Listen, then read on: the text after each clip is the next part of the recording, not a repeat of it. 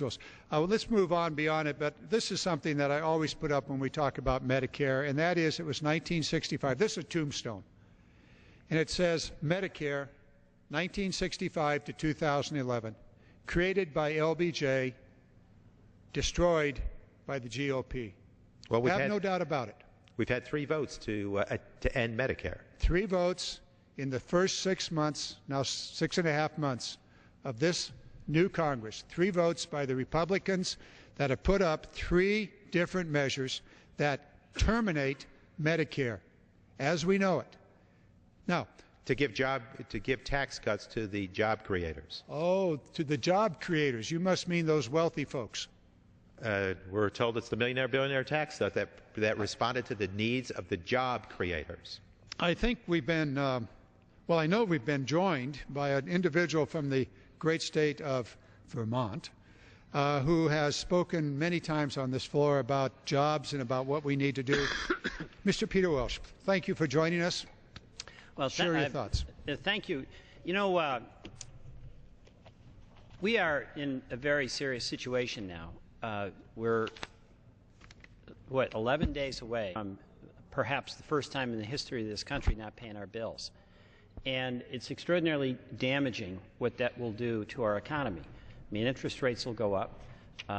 We have a 1% increase in our debt service. That's going to mean $140 billion more in taxpayer expense to service the debt. And I don't care whether you have a Nancy Pelosi point of view that we could use that money better on infrastructure, or an Eric Cantor point of view that you could use that for tax cuts. That's money out the door. That is squandered money. And the damage to the economy and to this asset, the AAA rating, is enormous, and that ripples through the economy and starts hurting people, individuals. You have a mortgage, your mortgage rates can go up in an adjusted rate alone. If you want to buy a car and you have to borrow some money, your rates are going to go up.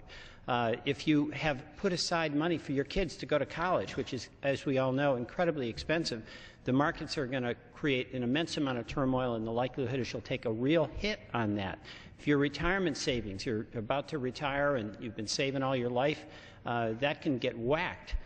This is reckless and irresponsible. We have to pay our bills. Now, it is true that we've got a long-term fiscal challenge. That requires a long-term fiscal plan. But this first time in the history of our country, literally holding hostage our obligation to pay our bills to getting your way on your design of how we should have a long-term fiscal plan, that's never been done before. You know, in all candor, both sides in the past have tended to grandstand when it comes to the debt ceiling. The custom has been around here that the party that's out of power and doesn't have the responsibility to get the debt ceiling passed so we pay our bills grandstands about it. But neither side has ever actually held that debt ceiling and that obligation to pay our bills. And, you know, Ronald Reagan, who was not at all shy about engaging in tax fights and budget fights, raised the debt ceiling. He never would use the full faith and credit of this country to win his battles, because he knew that would cause too much harm to the economy. It's putting a loaded gun at the head of the American economy. We have got to get back to the basics here. We've got to pay our bills. And my hope is that then we would work together, because we don't have to cut Medicare to get to fiscal solvency. We do have to reform the way we deliver health care to bring down the cost of health care. But, you know, if we have a balanced approach where we include revenues, we include the Pentagon, and we, as Democrats, look very hard at various spending programs and are willing to share in the effort to get ourselves onto fiscal solvency, we can do that. So Peter, we can make progress if we work together and just recognize the obvious. We've got to pay our bills, and we also have to work together to get a long-term fiscal plan. Peter,